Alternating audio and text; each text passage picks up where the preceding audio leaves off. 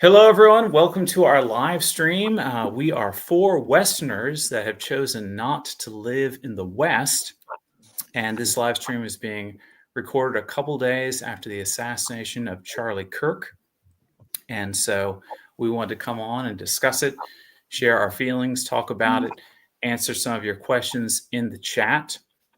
I am a vlogger and commentator with a Hollywood background. Next to me is Stan Filin. He is a Canadian vlogger and follower of Charlie Kirk's. Beneath me is Daniel Bosworth. He is ex-military, also not living in the West anymore. And next to him is Peter Forhwein. I had to practice that. Peter is an investor, American investor, and theologian. And I guess, just how I heard about it, a couple days ago, I'm sitting at my house and my son Alex texted me and said, Charlie Kirk has been shot. And I was like, is he okay? And he's like, it doesn't look like he would be okay. He said, I saw him get hit in the neck. And so then I spent a couple hours checking the news, wanting an update. And of course, there wasn't one for a little bit. And then Trump made his announcement. And so, of course, it disturbed me, as I'm sure it disturbed many of you. And I texted Stan Filin here about it, and we were both sad. But I told him, what can we do? And he said, well, I mean, Charlie is a conservative thought leader, and we are conservatives. And then a little later, I saw Dmitry Medvedev, did I say that correctly, guys? Was texting about Charlie, and I realized this is a huge impact. It's something that people are talking about all around the world. So then Stan and I decided to do this live stream, and so here we are.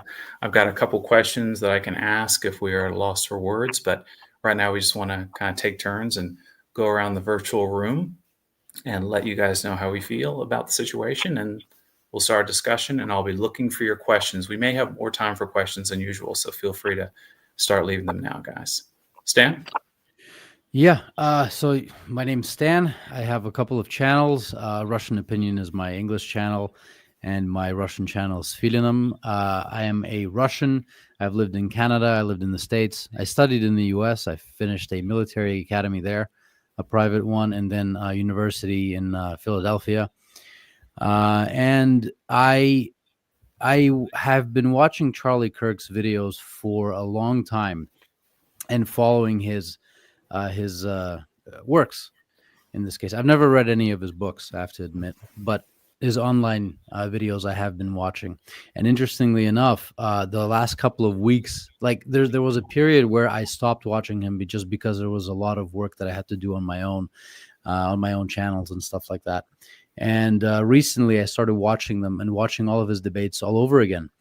Not from the beginning, but from the recent ones. And it's just that same day I was listening to one of his most recent debates while I was walking the dogs, while I was doing stuff at home. And in the evening here, I think it was 11 o'clock something Moscow time, I saw that he was shot.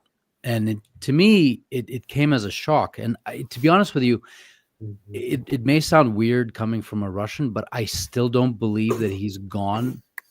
I know it's only been a couple of days, but it just doesn't seem real to me.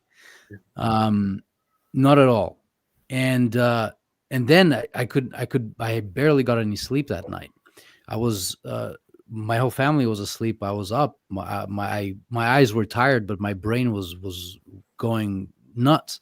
And that's when I read that Charlie Kirk had passed away.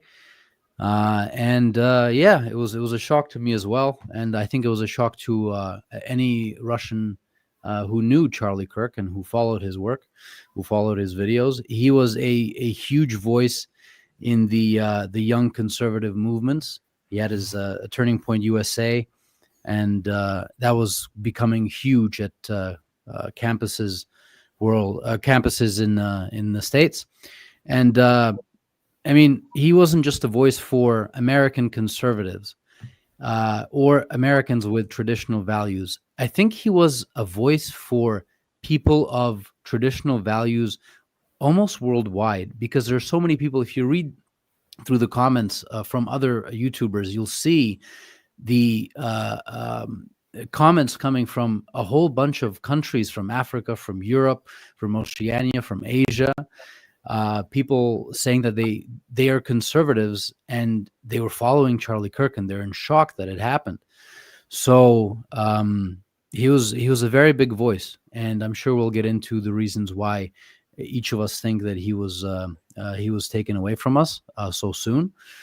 I didn't agree with everything Charlie Kirk said, but he definitely had a huge impact. And let's give him, at 31, to be that close to the president of the US, to his whole family, being known globally. Now, that is an achievement. Whether you like him or not, that is a huge accomplishment. So for now, I'm going to stop talking, and please, I guess somebody else, Peter or Daniel, whoever's up next. Okay. Daniel, you want to talk?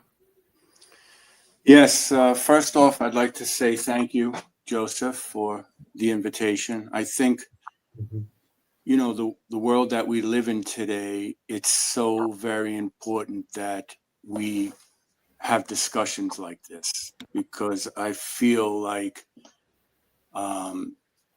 people are losing touch with each other, and like what Charlie Kirk was doing was absolutely amazing. He wanted to sit and discuss different topics with people around the nation, and he wanted to hear from everyone. So I think it's very important that we don't lose this. I'm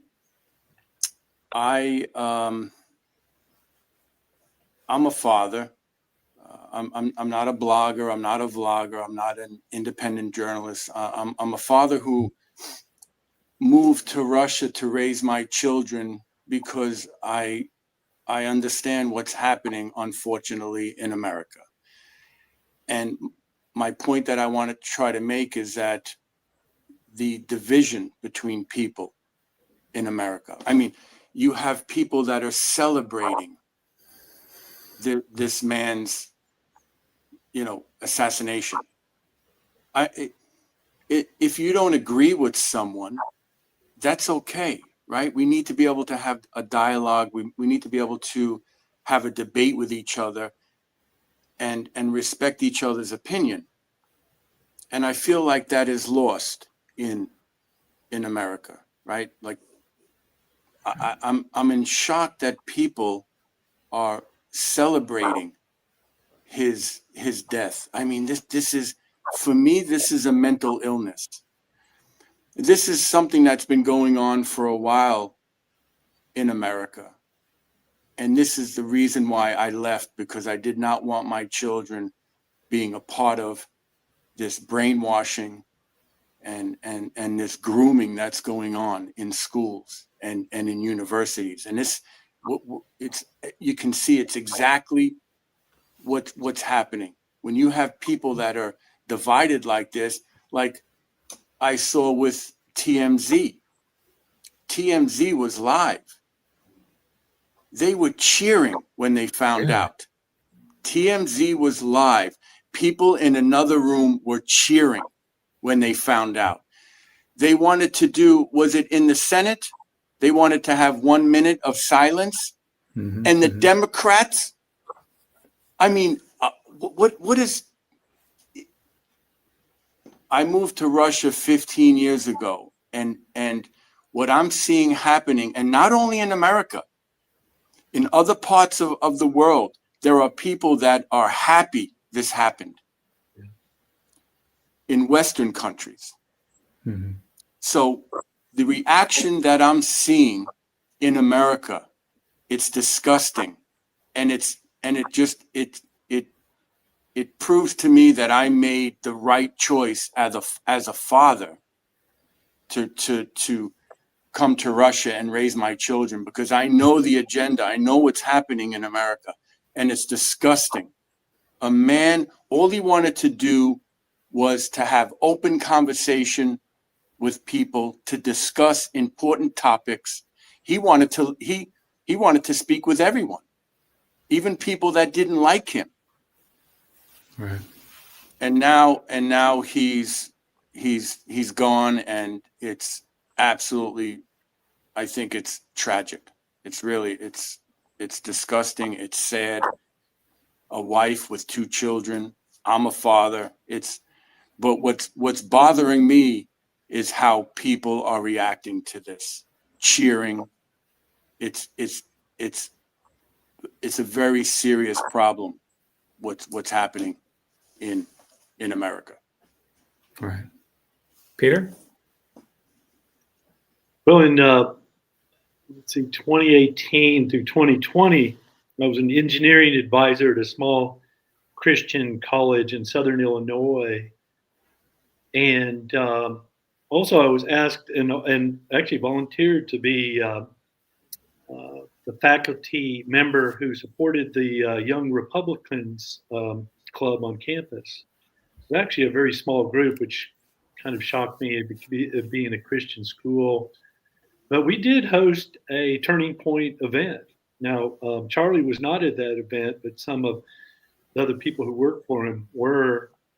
And I was extremely impressed with how good these people were. And it left a really strong impression to me about how what Turning Point was doing, its impact.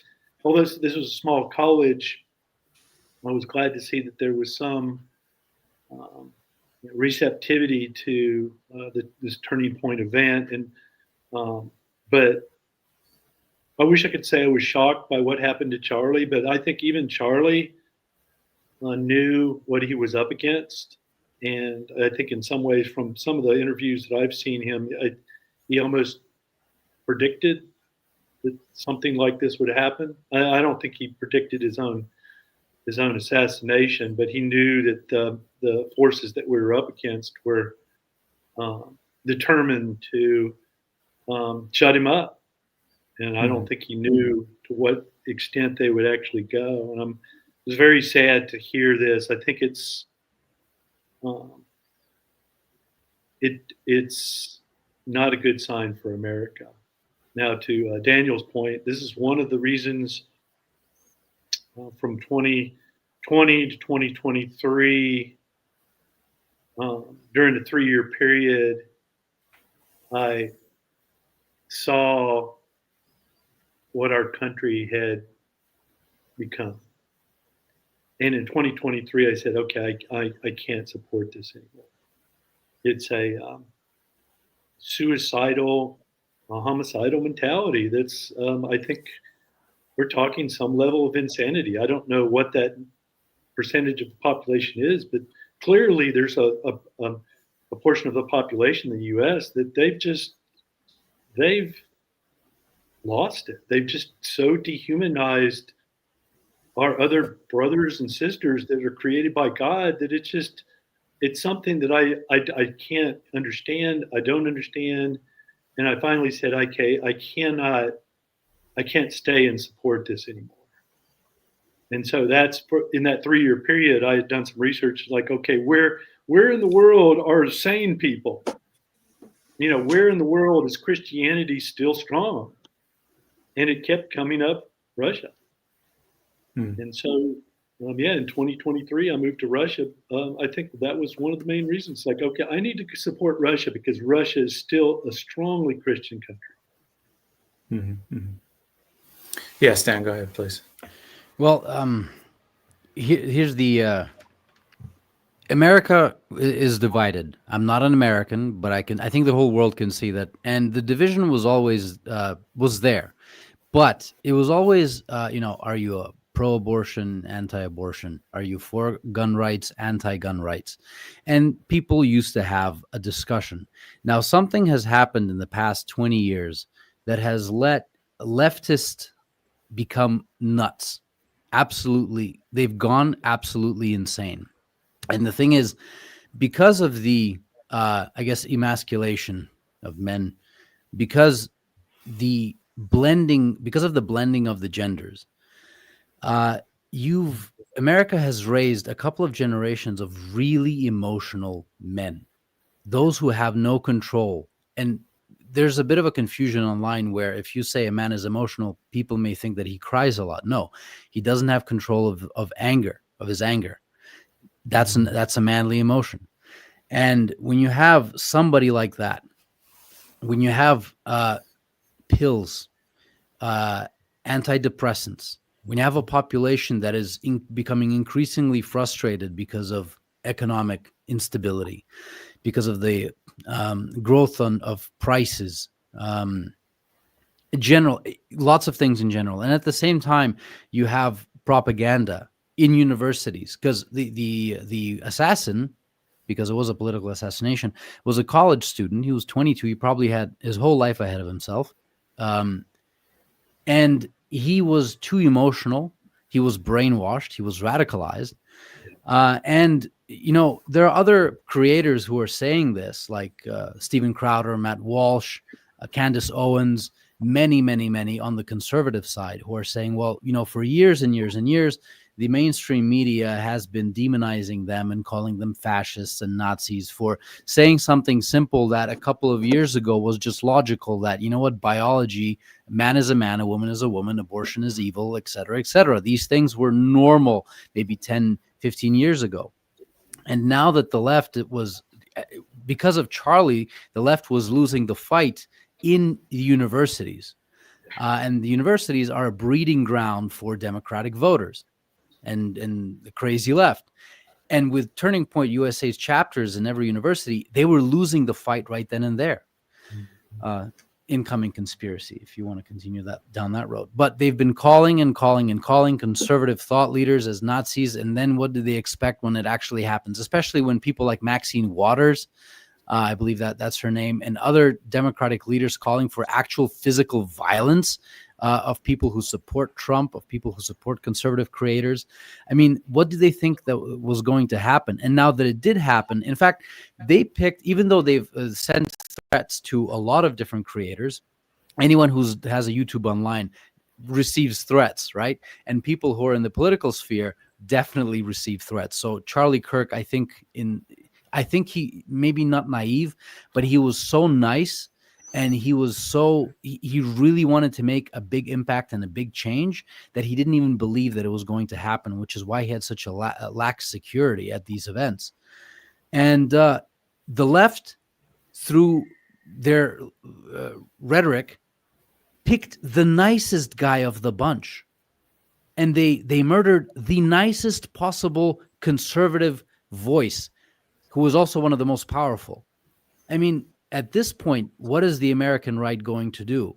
Are they going to just cool off the temperature with what Democrats are asking them to do? Or are they actually going to do something else that would further this problem and this divide that the U.S. is having right now? I have no idea, but this is a big, quote unquote, turning point, if you want to call it that, because, I mean, what are they going to do? What's left? Mm-hmm. Right. They minority reported a future president, basically. That's my opinion. Wow. Yeah, I think he was going to run in 2032 for the presidency. Wow. Well, Stan, yeah, I was going to ask you, because you followed him more. You're in your 30s. You're in the same decade as Charlie. I'm 51, so the guy I listened to a lot when I was like coming up was Rush Limbaugh. Mm-hmm. And then I got the text from my 21-year-old son, Alex. So I realized, I was starting to think, how much of an impact is this guy having? So what would you say, Stan? Like, what is Charlie's mark? Like, how much of an impact was he having? How much of an impact would he have had? You mentioned that both of you mentioned, some people said that he might be president. And you just said, Stan, that you think that he was having a major impact on campuses, and this was, I guess, damaging the Democrats' future. Correct? So, like, how would you, define Charlie as far as like, is it quantifiable, the impact he was having? I think we just lost somebody. Yeah, Dan's connection. Okay, and how would I? Okay, so it's quite obvious that university campuses are a breeding ground for Democratic voters and the crazies, and universities have been taken over. I mean, when I studied in the States, when I studied in the U.S., we had at this point, what's the best way of putting this so YouTube doesn't go nuts?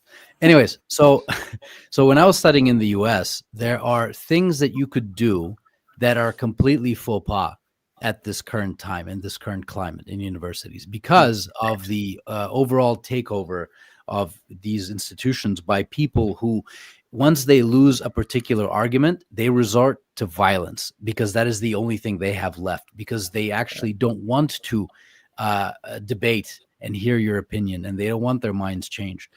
And Charlie, he was only 31 years old, and at that point, by this year, he was trying to, and I think he was successfully establishing, maybe not in all universities, but in many universities, Turning Point USA chapters. Yep. So here's what you have: you have on campuses, you have conservative students pitching conservative ideas to other conservative students, all under an organization that is headed by Charlie. What they were doing is raising multiple generations of future Republican voters, and they were doing so. You know how they sometimes would say in the tobacco advertisements as a joke, like, get them while they're young. Well, this is what Charlie was doing. Yeah. He was going into the breeding grounds for Democrats for their votes, and he was taking their votes from them, and he was raising generations of people that would vote for him in the future, or the candidate that he would throw his support behind. I mean, that is for sure. And they were losing ground in universities because of Charlie. So the impact is tremendous. The impact is huge. And he was a patriot of the U.S. He had a lot of backwards views on Russia. He did. And I was hoping that maybe sometime in the future, if he would ever come to Russia, that we could change his mind, because that was his thing, change my mind, right? We could change his mind and show him that we're not a backwards country. We're not a backwards dictatorship, because that's what he thought. And I disagreed with him. But it's unfortunate that, I don't really care about the changing his mind part, but he is a father, he has kids. I'm a father, I have kids, and it's a big tragedy for his family, and it's a tragedy for Americans and for conservative, religious and non-religious people who basically were also trying to fight against this weird new idea that men can be women, women can be men, that abortions were good, that we're all fighting against that in one way or another. And Charlie was the one, at least in the U.S., who was heading that fight, and he was winning. Yeah. Well, I mean, I don't know if we want to touch on this a little bit. I mean, I'm a little confused. I want to know what you guys think.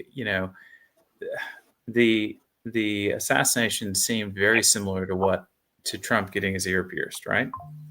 So then I was thinking, there's some sort of larger organization behind this, but then it looks like they just got a crazy kid, right?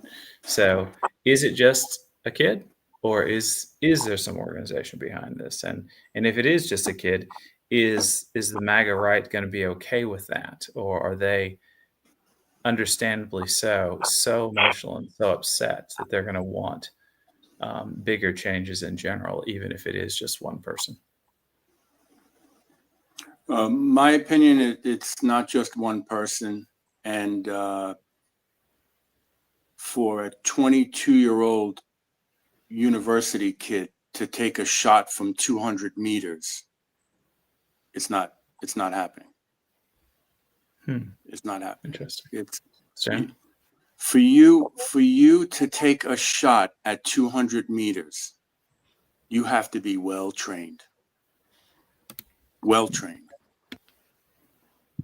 I do not believe that's the shooter.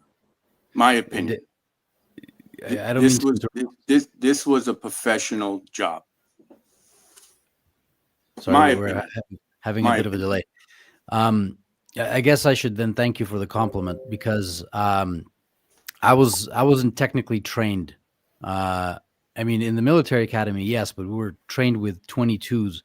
I don't remember the distance, but recently, a couple of years ago, after not touching a rifle for a very long time, I went to the shooting range here in Moscow, and just using iron sights, I hit, and I have proof of that. I hit near bullseye at 100 meters. So having a rifle with a average scope at 200 meters, yeah, I know he has to account for wind and bullet drop, but I don't even humidity. But at 200 meters with barely any wind, I almost think that he was aiming for something else and he got lucky in his hit. I don't think, I think a kid could have pulled this off. I don't think this was a difficult shot at the 180 meters, in my opinion. Charlie was wearing a vest. Charlie was wearing a vest. The bullet hit the vest. It ricocheted up into his throat. There's no exit wound. Interesting. I had heard that, and then someone said that's he's impossible. No. That it would have He's stuck in the vest. No, not the type of vest he was wearing. Okay. The type of vest he was wearing, it ricocheted up into his throat. And there's no exit wound.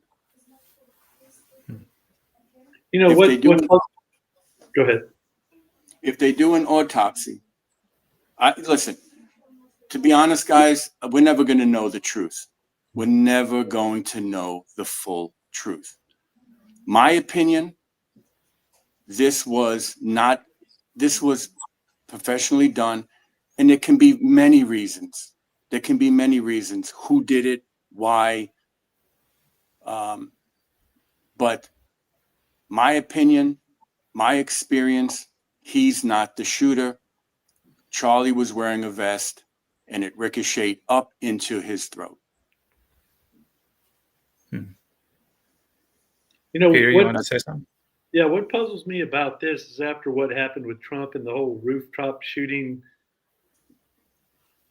I think it's just bizarre that a conservative speaker like Charlie, and they don't have security, making sure there's nobody on rooftops. This makes no sense to me at all, unless someone at the university said, we don't need that type of security. It's like, to me, that's just crazy, given the current environment and Charlie knowing, that there are. Mm-hmm. I have a question. When was the date that this happened? 10th of September. The 9th of September, there were books on Amazon, and they took it down. On the 9th, they were selling books about Charlie Kirk's assassination. On the 9th, a day before. This was planned, guys. This was planned. Interesting. Yes, on Amazon. Books have already been published on his assassination. It came out on the 9th, and this happened on the 10th. So then what you're speculating is that a big organization could be behind this, and they have just found a crazy person to confess to. Yes, yes. I'm sorry. For 200 meters out, you have to have some kind of experience. There's no way. And then he jumps off, runs into the woods, and then puts the gun together and leaves it in the woods with shellings written on it about transgender. I mean, come on. Do they think that we're this stupid? Well, that's the weird part, is that in the video he did jump off of the building, but I don't think there's a rifle that we see in that video. There's nothing. That's the weird part. Right. And you want to tell me you're going to jump off and then run into the woods, put the gun back together, and then leave shells with transgender description? I mean, yeah. Do they really think we're that stupid? This was a planned execution. Done by professionals. Now, who? That's the question. That's the question. Who did it? I don't think we're ever going to know. I don't think we're ever going to know. But again, this is all my opinion. It's just my opinion. Yeah. We understand. Stan, do you have another idea of what may be going on, or what are your thoughts? Well, I mean, there's a clear motive of why this could be done professionally because, again, as I mentioned previously, he was raising a couple of generations, or could be many generations of Republican voters, and this is something that, Elon Musk called the Democratic Party the murdering party, or the party that kills, I believe, something like that. Oh, we're using very banned words for YouTube now. So he did call them these things because that's what they do, according to Elon Musk and according to other politicians. And in fact, they have been calling for violence against the conservative right. So there is a motive for something like this to be done professionally, for sure. I 100% agree. I just don't agree that, in the States, let's be honest. You can get some training quite easily in the US. It's not something that's abnormal. You can go to a gun range, you can rent a weapon, you can buy your own weapon, you can get a license for it if you're mentally sane, you go through the background checks, et cetera, and after a couple of sessions, when you're used to the rifle and you understand how bullet drop works and everything, and your scope is zeroed, you can make that shot, in my opinion. But I could be biased because, again, as I mentioned before, and I have proof of this, I can aim down iron sights at 100 meters and I'll hit the target. So that's my own personal bias. I may be entirely wrong. However, there are very few weird things like where's the rifle? Would he put it back together? Why would he take it apart? Why wouldn't they show on video? I mean, maybe he threw it off of a different side of the building for all we know. I have no idea. But there's a lot of very weird inconsistencies. However, the youth of America, the left youth, have been radicalized beyond belief. If you watch any of his videos, you will notice how they react to simple messaging, to simple logical statements from Charlie. They are absolutely insane. They're not in control of their emotions. And I agree that maybe if this was a bigger conspiracy and they used somebody, but let's say that they did, the danger moving forward is that copycats could come up and do this out of their own personal, volition, ideas, whatever. They might do it themselves, and they are insane enough to do it. I'm not sure if, Daniel, you followed any of Charlie's videos, or Peter perhaps, but if you haven't, take a look at his debates and take a look at reactions that those leftist nutcases, take a look at their reactions. They are absolutely nuts. They're absolutely insane. They're not in touch. They're not capable of holding their emotions. And they're most definitely capable of doing something like this all on their own without anyone giving them any commands. But I agree with you, Daniel. The story is very, very weird and very, very convenient. But at the same time, insanity of those people would push them to doing something like this, like even engraving casings with those kinds of messages, because they are that insane. So I'm not taking that out of consideration. I think that it could be a possibility of either or, but we probably will never know the truth. Sorry, Peter. Now, my question now is, in taking Charlie out of the picture, what was their motive? I mean, besides his influence, are they trying to distract from something else going on? Are they going to use his assassination to create an environment of fear to start to limit freedoms? What freedoms that are still left in the U.S.? So, I mean, if it's a conspiracy, or not a conspiracy, but if there's a bigger organization behind it, yes, I mean, it's a good question. Like, why would they do this? Because this is what I wonder, because I feel like making him a martyr, if you're against him and what he stands for, it doesn't seem like it would work. I think it would upset a lot of, MAGA people into wanting to, be sure that his work lives on, let's say. And MAGA people, for people who don't know, I mean, that would be like a Norman Rockwell type of an American, right, guys? So, yeah, I that's an open question for me. I don't understand why they would do this and why they would think it would work. But maybe one of you has an idea. I think that my idea is, from what I can tell, the left has wanted civil war. I mean, to Stan's point, and the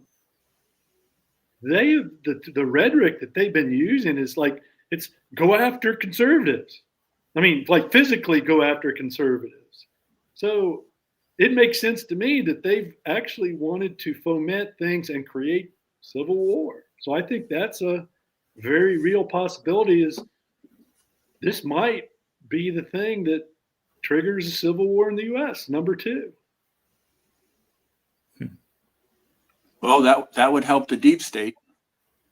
Oh yeah, for sure. That's why they're pushing for another world war. Oh yeah, It's the only thing that's going to help them. Yeah. Well, they've so destroyed everything else fundamentally, the economy and other things, that they've got to create distractions and excuses. Civil war, world war. Stan, what do you think? I think I've been talking too much. I was giving other people. We like a to hear chance. you talk, man. Okay, so I think that maybe we can all agree. One Sure. question. Sorry. Anyone here think that this might be a psyop? What exactly? This situation with Charlie, Meaning a distraction from something else? like a psyop. Like, some people are saying that he's not dead. Oh no, unfortunately he definitely is. If you see that video, it's, and if you, I don't think that I would go that far as saying that he's not. Although I wish that he was alive. I'm not obviously. saying. I'm just saying what's circling the internet, that this could possibly be a psyop. I would. I believe that this is. I don't agree with that theory. This, No. as a blogger with a large channel, I've had people make up the weirdest stuff about me, and I've read those comments, and I laughed because I thought it was hilarious. But there are some people that make up these outrageous stories. Listen, online, I'm a capitalist, a communist. I'm Tatar, Uzbek. I'm from Chechnya. I'm Jewish. I'm Russian. I'm Ukrainian. I have so many stories about me online from random people that when I read these things, and then there's some people that start saying that, well, maybe it's a psyop because of this and that and that. It's people online like to make things up sometimes so it fits their own narrative. I completely understand that. That's human emotion. I get it. However, if you look at the video and even the up-close video, there's no way anyone could have, unfortunately for Charlie, there's no way anyone could have survived that. Yeah. So I don't think this is a psyop. Now, if you look at the world has been in a state of declining economies since 2019. But in 2020, the can was kicked down the road and we had the COVID situation. Then afterwards, the president of Russia magically got rid of COVID and started, the SMO, which all of a sudden everyone forgot that COVID existed. And again, economies started kicking the can down the road by putting a lot of money into the military industrial complex. And now that they've squeezed the juices out of the complex, in my opinion, economies are stagnating, or they're falling behind, or they're in recession. And a big war would really, if everyone survived it, would actually help restart the American economy and other economies for sure. I agree with that. So my question is, how would pitting Republicans against Democrats help unite the nation and help fight in a world war, for example? I just don't see that happening. It doesn't fit in my mind. So I truly believe that this wasn't some kind of assassination perpetrated by a higher up. I honestly think it was a guy that was nuts, in my opinion. But, I could be wrong. It could be somebody else entirely. It could be a foreign agency that some people are suggesting. No clue. I just don't see this as benefiting, the American people, the American economy, And I see this as further dividing the country. And maybe if it is orchestrated by an outside organization, the goal is to tear America apart in this case by killing one of the nicest people on the right. Well, Stan, you said the global economies have been going down. And I wanted to share this on the stream. This week, I interviewed an author, the guy who wrote The 5 Stages of Collapse, Dmitry Orlov, and it's posting tomorrow. I asked him to come on. He could not, but he did give me a statement, and this is like, a real technical guy who studies this stuff like crazy. So I wanted to read it for you guys and get your thoughts on it. He said, the U.S. routinely uses political assassinations as a tool and prides itself on its ability to assassinate foreign political leaders. There's also the proud tradition of domestic political assassinations. 4 U.S. presidents have been killed while in office.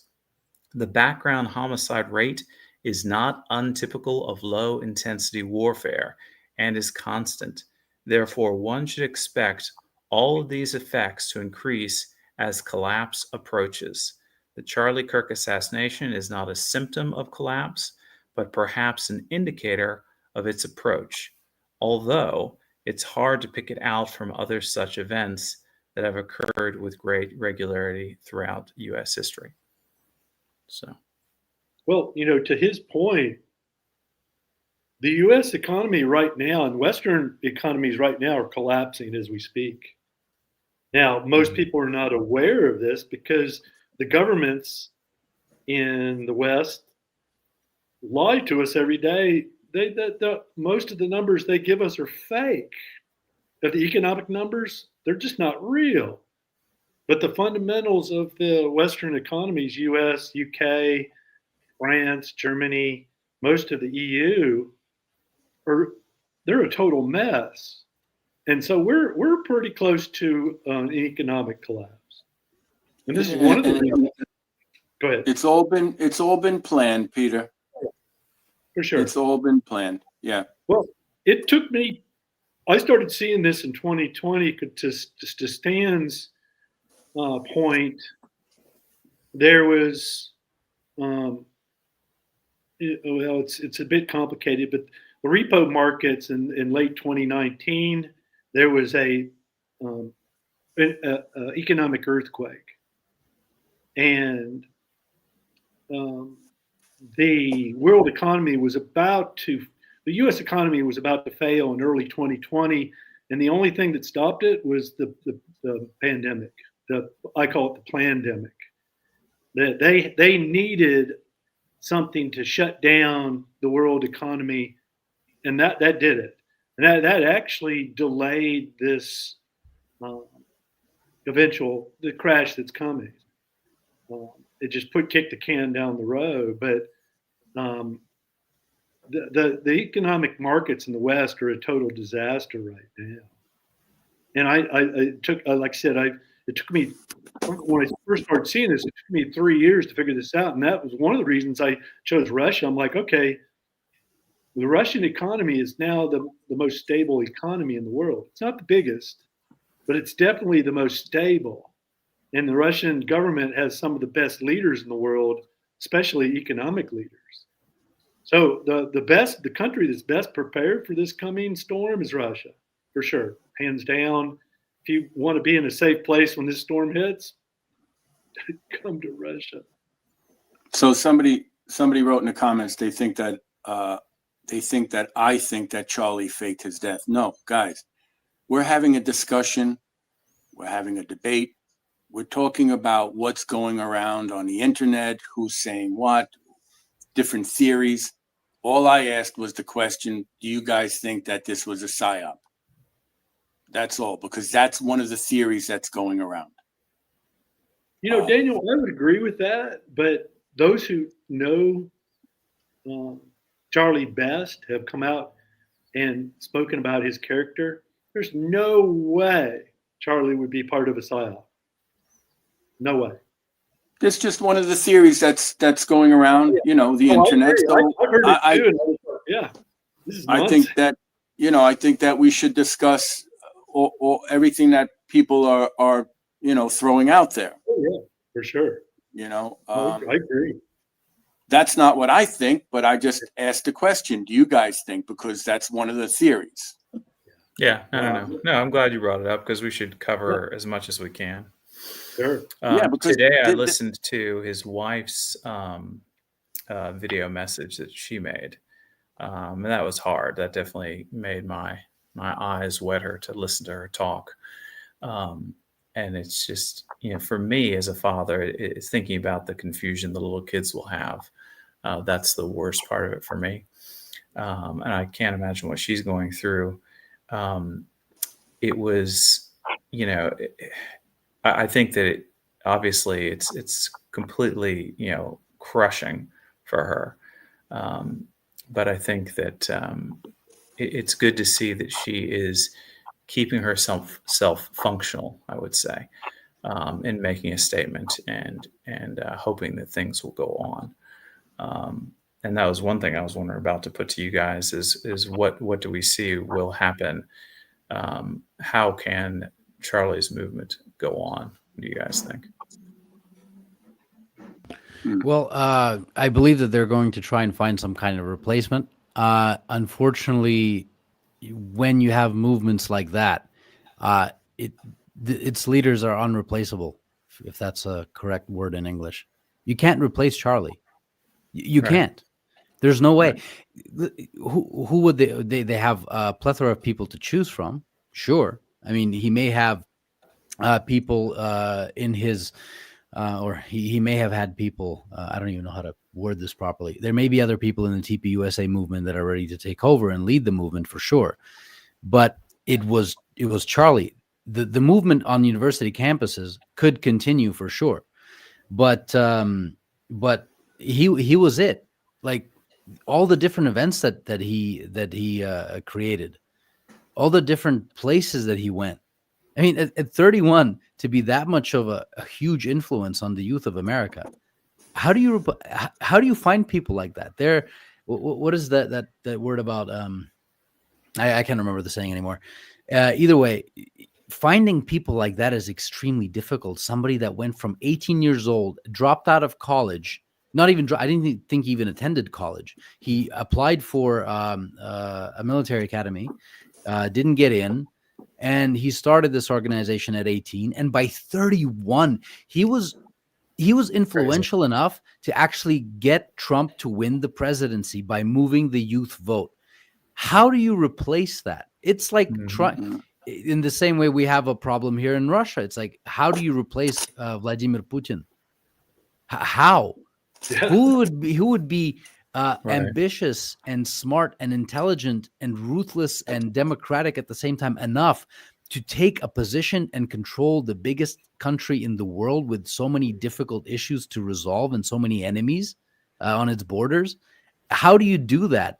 It's incredibly different. That's what we in Russia are worried about, because eventually he doesn't have infinity amount of years. Eventually there's going to have to be somebody else.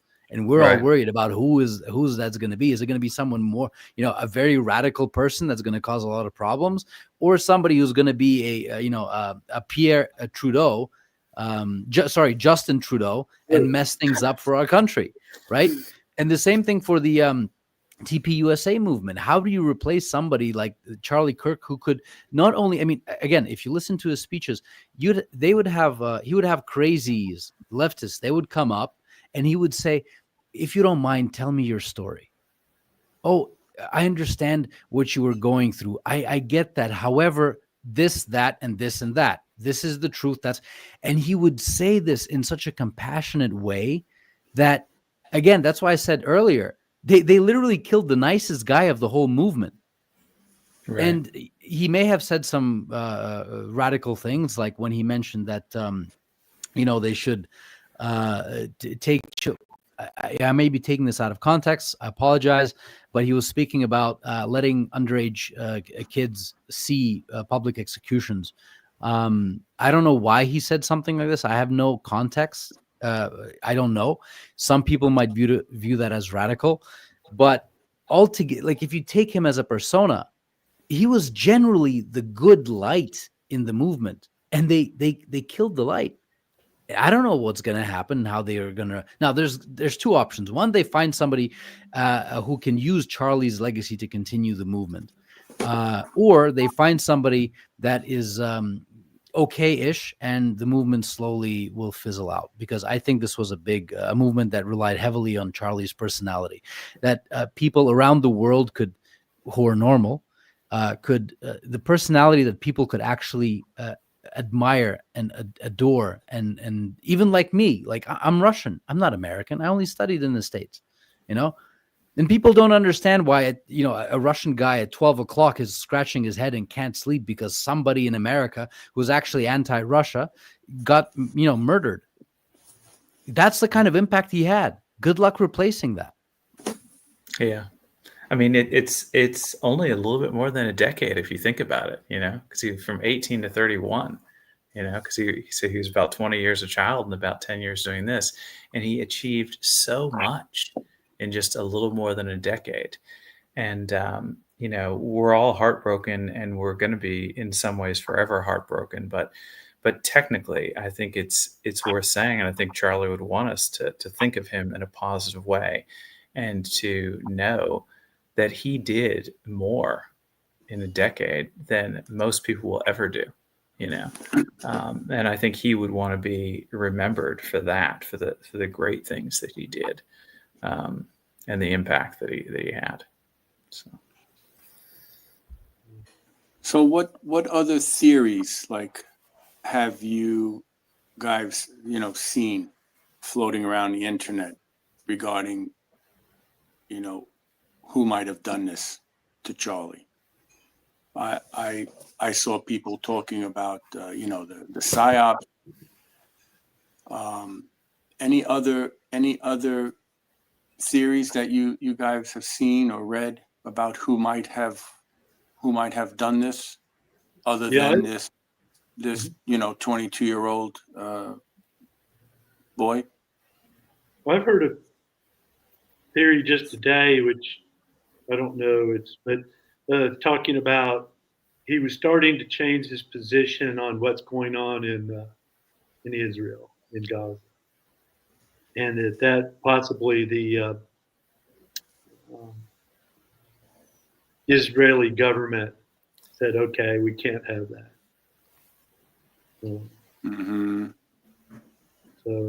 But I think what we're seeing is classic. I think Charlie, I know Charlie understood what the battle he was engaged in was, a battle between good and evil.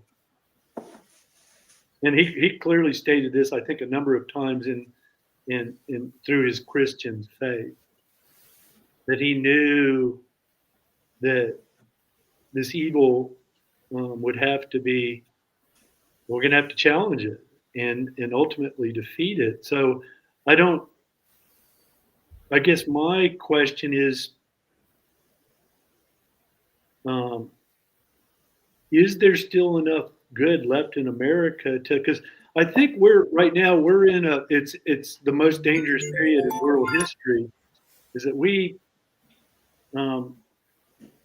have to win this. The good in the world has to win this. So my thinking on what's going on in America, but not just America, but also in Europe, is can we, because these people, these evil forces, they're serious. And so, I mean, serious enough, we're talking about civil war or world wars. My thinking is we're in a race against time. We need to get them out of power before they do something that can't be reversed. And I've had this thinking for for 4 or 5 years now, that because even before what was happening in Ukraine is, it's like, okay, we need to stop this before something happens. What I mean by something happens, if it's world war, if it goes nuclear, then we're all in deep trouble. But I think we're in a race against time to get the good in the world has to stop this before they do something that I don't know. I don't know if there's enough. Are there enough people in the United States right now who are awake to stop the forces that are trying to destroy the U.S. right now? I don't know. I'm not encouraged.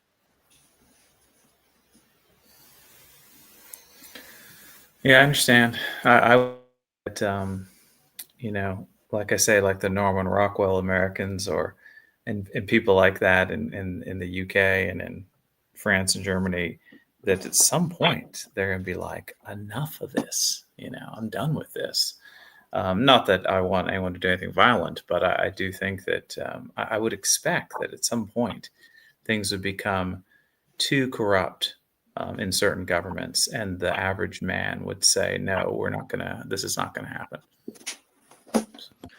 Yeah, but Joe, here's the issue: is like, how do you move forward from this? If you think about it, because on the one hand, there's no such thing, in my opinion, as complete freedom of speech. It doesn't exist.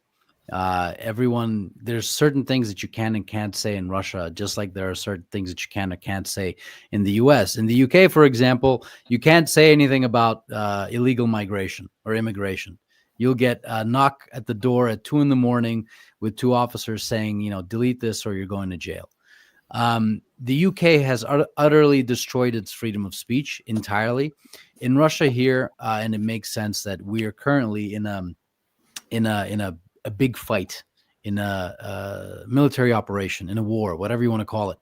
And in this case, supporting our troops, I'm speaking this as a Russian person, is something that we have to do here. And in this case, saying something false or negative can affect the outcome of the war. So we have curtailed speech, and I hope that once the war or the special military operation is over, I'm hoping that we could get back a little bit from what was taken away from us, or all of it. That way we can have a lot more entertaining discussions with the crazies that live here in Russia. But there are other people who are saying that, it's actually a lot calmer now, and we can walk around and feel absolutely normal because these crazies aren't allowed to speak.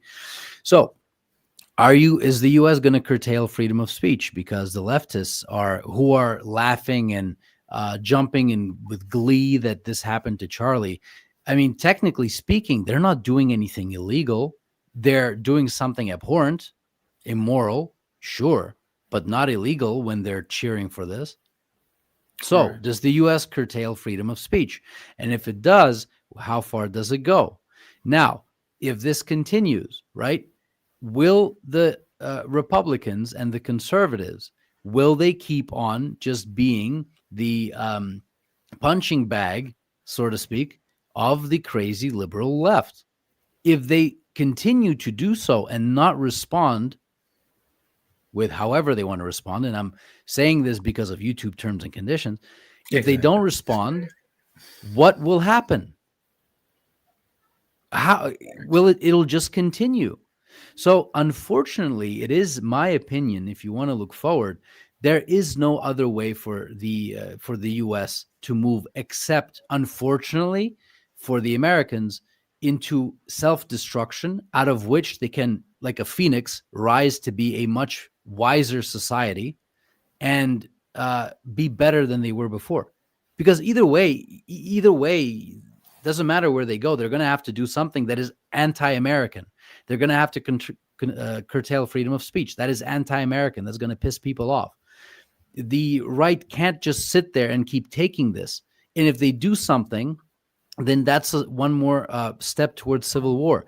Will the Democrats and the crazy lefties, will they understand that they're playing with fire and maybe they should stop speaking the way they do? I don't think so, because of the crazy polarization that's happening. So it is my opinion. You can also take a look at the different stages of Ray Dalio's, the way empires rise and fall. You can take a look at that as well and see that America's in the last stages of his cycle. Yeah. Either way you look at this, the murder of Charlie Kirk or the assassination could be a black swan event. It could have been random. It could have been planned. But either way, American society is not going to be the same moving forward. And I honestly have no idea what they could possibly do to get out of this. I don't see anyone on the left uniting America right now. And I don't see anyone on the right actually doing anything that they shouldn't be doing, which is, physical. They shouldn't be doing any kind of violence. But I don't see them doing anything like this. So it's going to be a status quo until everything falls apart. probably. I was is going to my guess. ask you. So you think that the U.S. has to have some sort of collapse to then get better? Stan? Sorry, could you say that again? You think that the U.S. has to have some sort of collapse to one day get better? Yeah. Okay. I'm not saying that, and this is not something that I'm rooting for. I'm just saying that this is a logical end to a cycle. Yeah. No, I agree with Stan. And to the point about free speech in America today, the very fact that we have to speak in code to get through YouTube, there's no free speech in America today. That's it. It's an illusion. There's free speech for the deep state and the wackos. Sure. Why aren't they closing accounts for people that are cheering of somebody's assassination? Right. But we have to speak in code, and if we don't, they'll just demonetize. Right, but they won't demonetize and close the accounts of these mentally ill that are cheering on somebody's assassination. One, and two, would you want your children going to school where a teacher is celebrating this? Would you want your children to be taught by somebody would you want to go to a doctor or to a nurse who's cheering on this? Because that's what's happening. Yeah, for sure. It's not about free speech. It's about morals.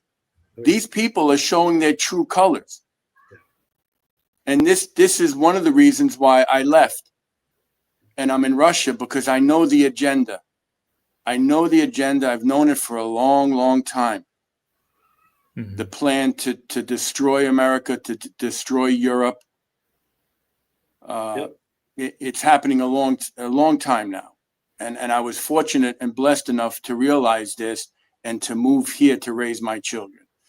But when you have doctors and nurses and teachers cheering on social media and their accounts are not being closed, a lot of the people are getting fired. A lot of them are getting fired from their jobs. It's disgusting.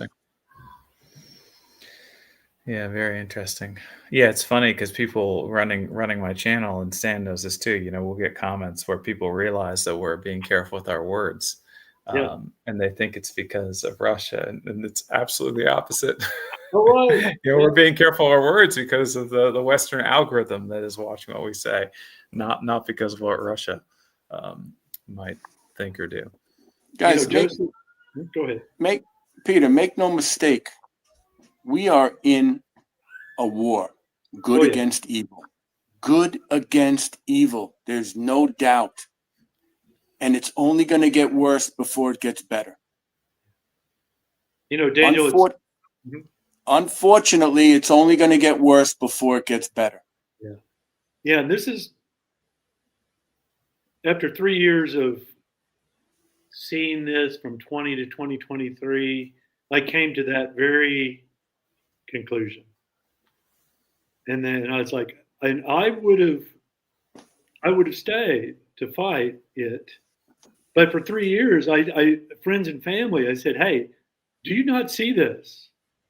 And almost without exception, friends and family just said, no, everything's fine.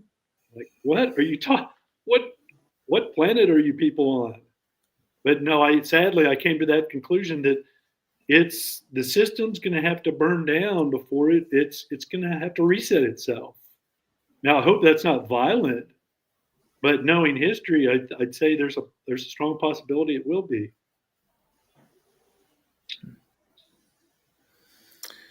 Yeah, it's sad to think about the UK. I mean, just listening to you guys talk about it. I mean, I've already been thinking about it, but it's unbelievable. I mean, we're living in a time where the UK is not a place for freedom. You know, I mean, it's like something out of 1984, or it's like it's almost literally like V for Vendetta, that comic book, that movie. You know, it's crazy. They are destroying. The European Union was developed to destroy Europe. They're destroying the countries from the inside. How do you do that?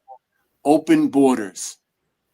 Open borders. How many of millions of people are coming into these countries? Fentanyl. drugs, human trafficking. I mean, and brainwashing. Research MK Ultra.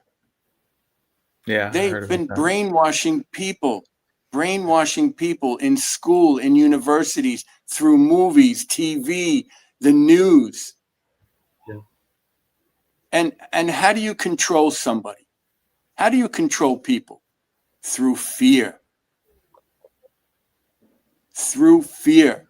They want you to always be in a fight and flight mode. They always want you to be scared. Every day they want you to keep seeing things that are making you scared. And the pandemic, that was a test of control. The pandemic was to see if people were going to do what they wanted you to do. Close your businesses, stay at home, wear masks. That was a test. There's a lot going on. There's so much that we can talk about. Many things that are happening that people have no idea. They want to live their life. They want to live in a bubble. They want to think everything's okay. Everything is not okay. Things are only going to get worse before they get better. People need to wake up. Yep. Need to wake up. Stan? I learned from some of my interviews that like putting your hand up as if you're in a class gives a good signal for somebody that I'm waiting, and then when someone finishes, no, it's because sometimes when there's a delay, you don't want to interrupt a person and you want the person to finish their thought. So I learned this after like 5 years of being on YouTube, that if you put your hand up, that's a signal, and then they'll give you. Anyways, if you're having a respectable conversation, and you respect the parties that you're speaking with, but there's an interesting comment. There's an interesting comment by Jackie, who mentioned that America will become like the UK if we, the Americans, don't change our ways and turn back to God. I see there's some errors, but it's okay. Basically, yeah, there it is. So there's a fundamental difference, and I have this argument with Russians all the time, my own subscribers. There's a fundamental difference between the UK, in particular, and their strategy with migrants, and the US at this current time, and Russia. See, the UK, they went a step forward. They kind of leapt into outer space when they've put one religion above all other religions. Yeah. When they put, and I am not a religious person, and I understand the need and the importance of it, but they've taken one religion, put it above everyone else. They're giving hotel rooms to a set amount of people, a special type of people, not everyone else, for free. The people who are paying for those hotel rooms are English taxpayers. Not only do they do that, the English government or the UK government sends notices to people who have vacant property that they deem is dilapidated, right? And they forcefully buy this property and charge the owner of the property to fix the property. They take this off the amount of the value of the property, and they give it to migrant families. They've taken it a step further now, which is why we see all those riots in the UK. They've allowed migrants to walk around with their flags. They've allowed the psychopath alphabet community to put flags everywhere in the UK, right? But now if you walk around with the St. George's Cross, you'll see white English people walk around and try to take it down as to not be offensive. The UK, Mrs. I'm sorry, I forgot your name.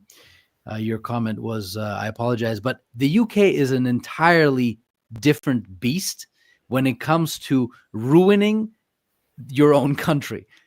It is going to be studied in the future. I for sure, how this country completely effed itself up voluntarily and on purpose. So sad. Peter? Go ahead, Peter.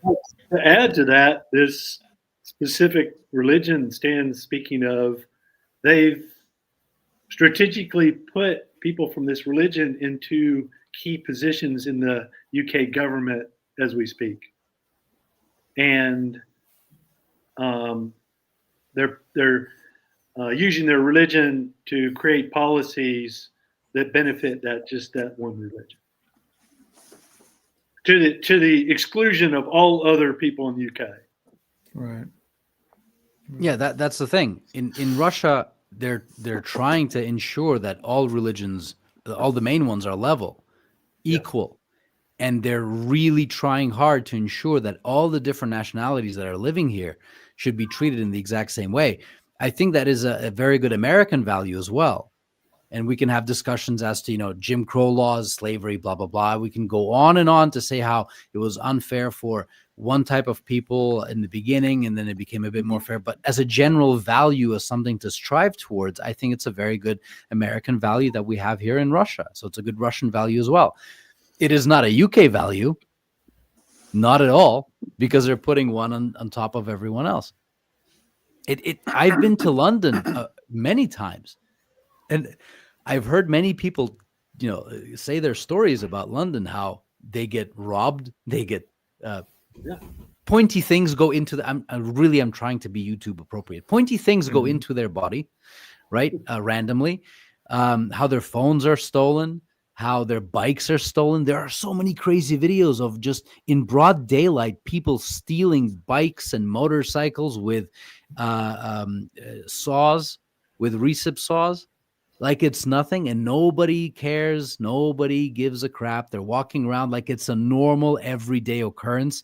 The only people defending their motorcycles being stolen are other bikers who are randomly walking by because we love our motorcycles. As you can see my helmet back there. Nobody's going to take my bike. Nobody's going to take anyone else's bike if I'm there. It is nuts. It is crazy. But yeah, so Jackie, very long-winded question. America definitely doesn't have the same future unless they put one religion above every other religion. So, yep, I'm done. Stan, you're talking about materialistic things. Let's talk about life. People who are being stabbed and killed by people coming from other countries. People living in fear, can't walk the streets. Women, elderly people. This is all planned. You want to destroy a country from the inside, you open up your borders, you let all these people in. This is where I think many people are lost. What's important in life? Your health, your family, faith, friends. Not being brainwashed, thinking that you need to work your butt off, right, to make millions and billions for corporations. You go to school, you go to university, you get a diploma, you come out, you have a student loan that you can't pay off because you get an entry-level job at $35,000, $45,000 a year. And people, many diplomas now are worthless. The whole system is rigged for us to be enslaved. People think they're free. They're not free. They're paying taxes on everything. You need to break the chain. Forget about buying things that you think make you happy, which they don't. It's empty.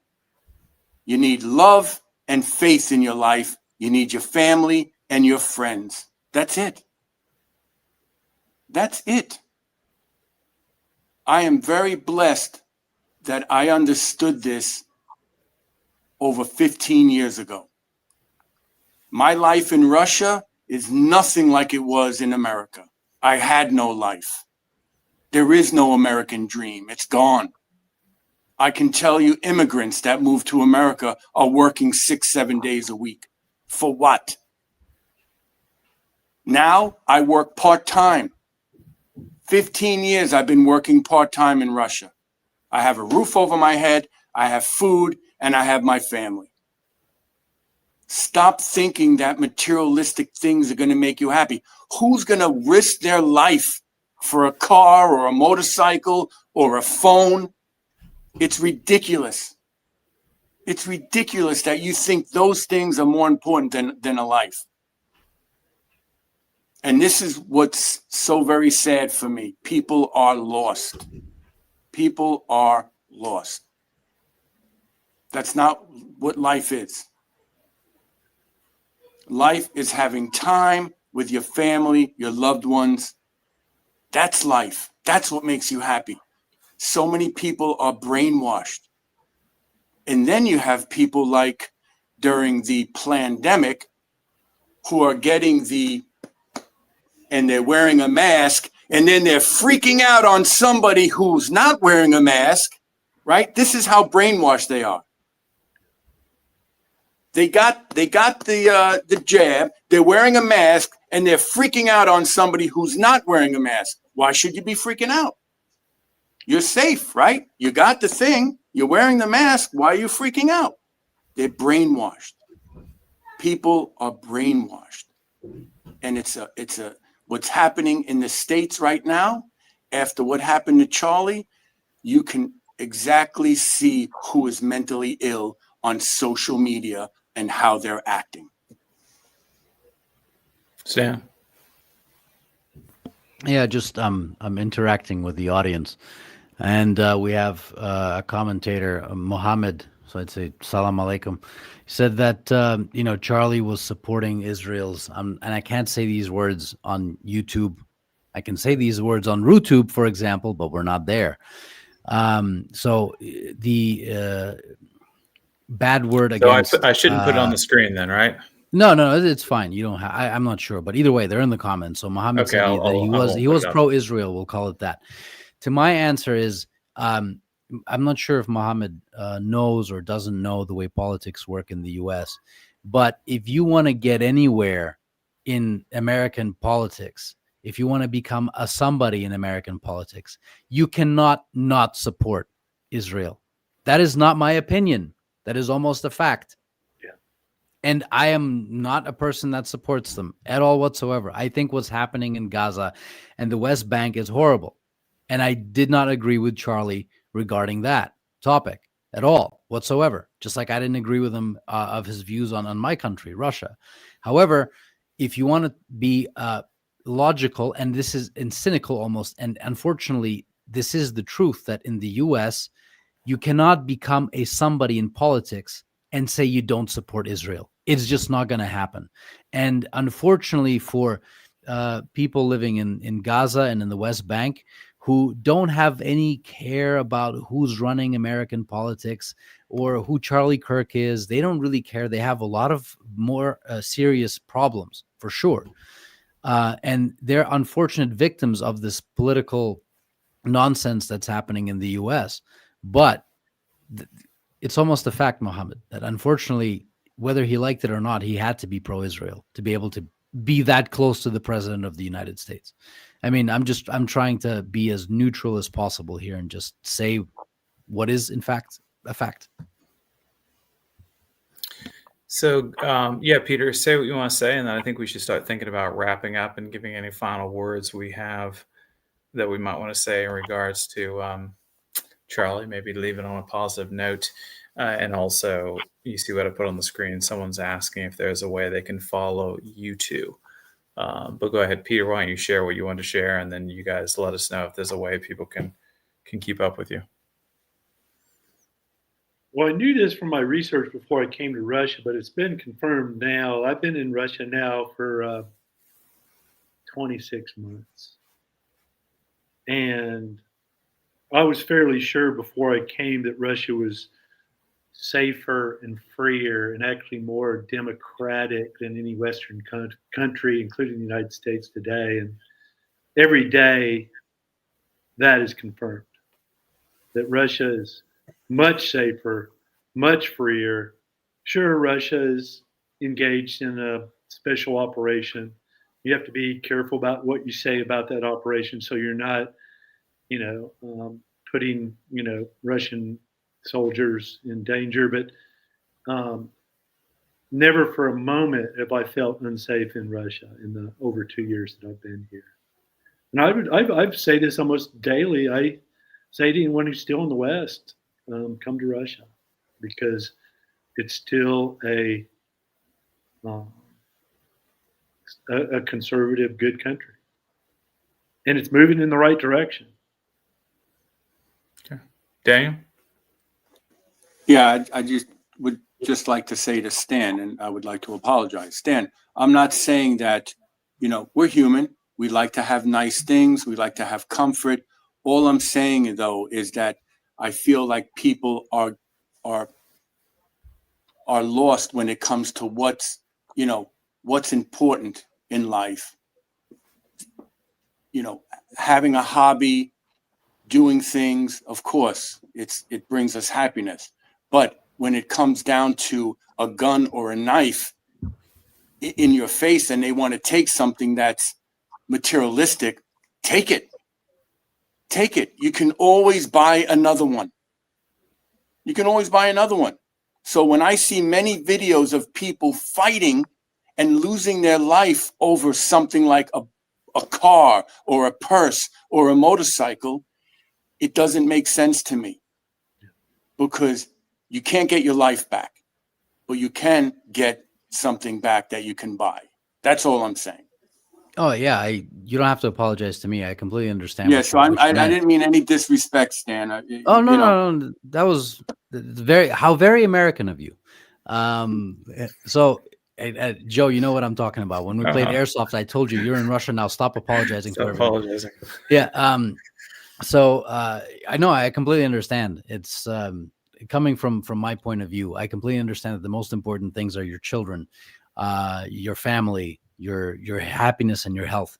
I was just pointing out that even in the videos of all the thefts that are happening in the UK, and I get that there's a lot of other big problems, like, for example, the unwanted touching of women in the UK.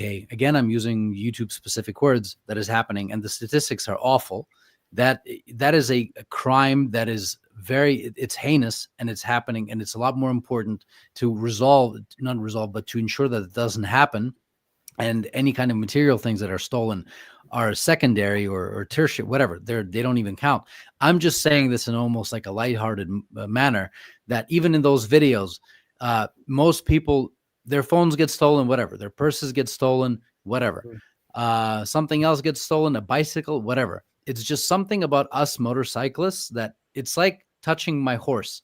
You touch my horse, you'll get something physical from me. And I'm not saying this. I'm saying this because of YouTube. I'm not using specific words, but don't touch my horse. Don't sit on it. Don't pet it. It's mine. It eats gas. I love it. And that's a biker thing. You have to be a biker to understand what I'm talking about. That's all I'm saying. And from those videos on YouTube in the UK, it's mostly bikers that are saying, don't touch another man's bike when they see a bunch of thieves trying to saw off a lock. That's all I'm saying. Right. Yep. Right. And all right, guys. I understand. Go ahead, Dan. No, I understand. So, but all right. Well, let's wrap it up with final thoughts. And Daniel and Peter, why don't you guys take turns going first and let people know where they can follow you, if there is a place to follow you, and just say whatever you'd like to say about Charlie Kirk before we move on. Who's going? You or Peter? You want to go, ahead, Peter? Okay, I'll go.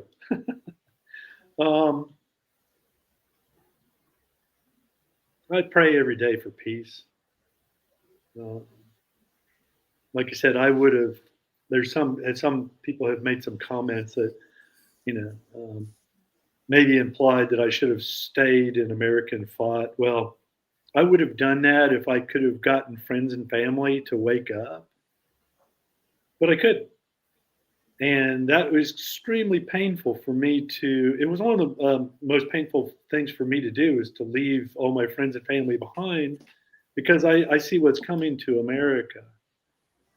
And so I would have stayed if I could have woken them up, but I was like, okay, I'll stay and fight, but I'm not going to fight alone.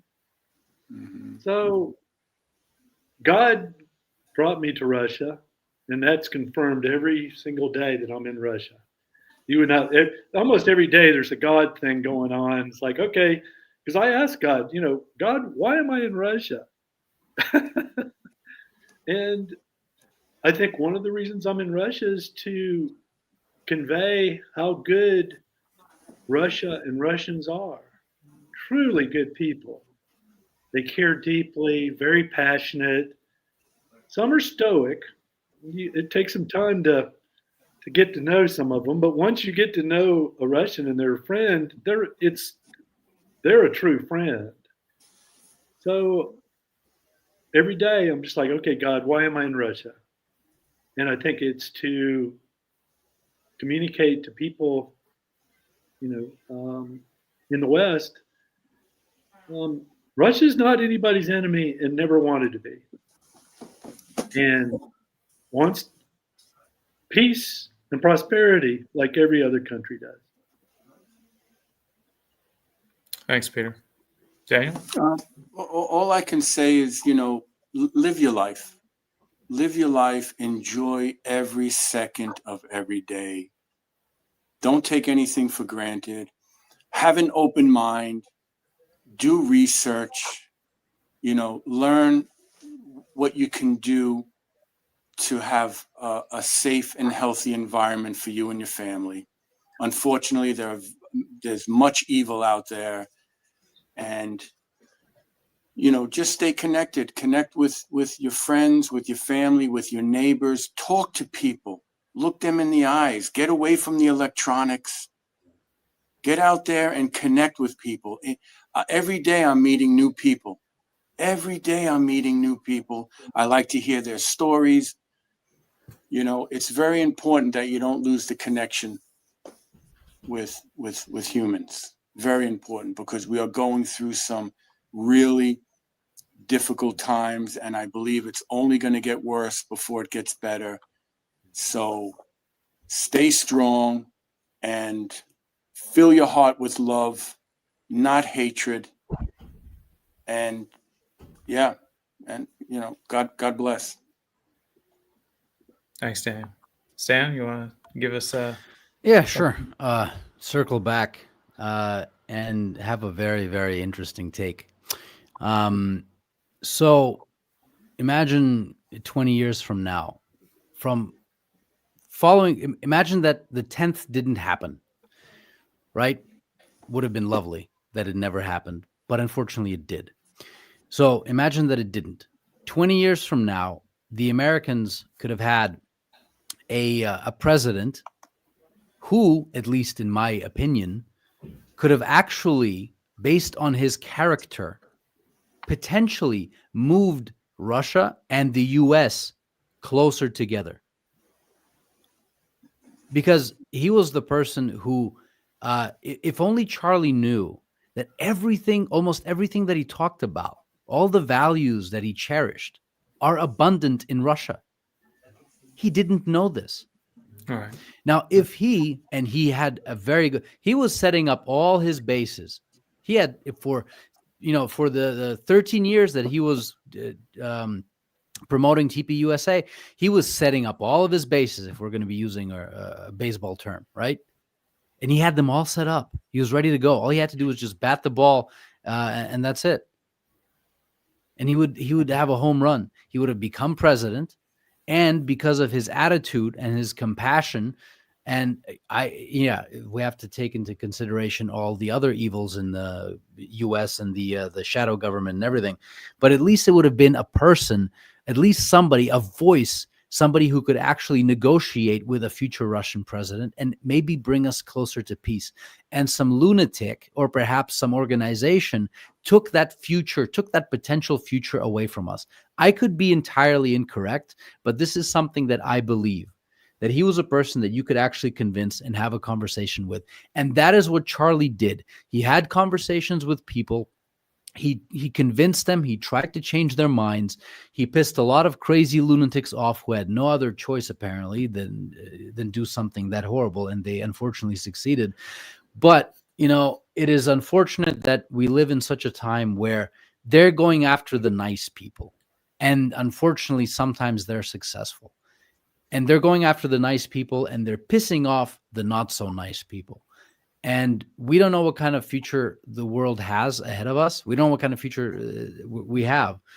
But even when I mentioned the fall of the US, there's going to be a huge power vacuum. There are going to be conflicts all over the world. I don't think that Russia is going to come out unscathed should that happen, right? So it's going to be bad for everyone. And it's a truly a global life-changing event for Americans, for the American right. And unfortunately, I don't really see any kind of good future in the U.S. And I think this could be a turning moment. This could be a black swan event. And we'll take it from there. I wish it would be amazing if all wars stop and everyone has world peace and we all work together holding hands to achieve something great and to move on to the next planet or something like that. Unfortunately, it's not possible because we're human beings. So bad stuff is going to continue. And I'm glad I got to share this time with the three of you to talk a little bit about publicly, since now we're technically public figures, about this great person called Charlie Kirk, who influenced a lot of people.